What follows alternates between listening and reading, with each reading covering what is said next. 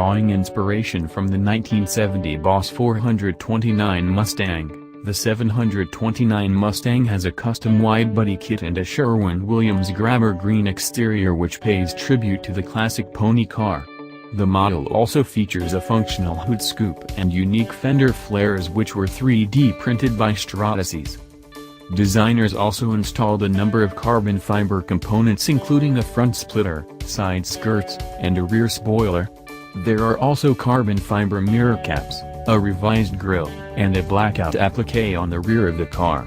Other notable highlights include an adjustable suspension and custom 20-inch Vossen wheels which backed up by Brembo brakes.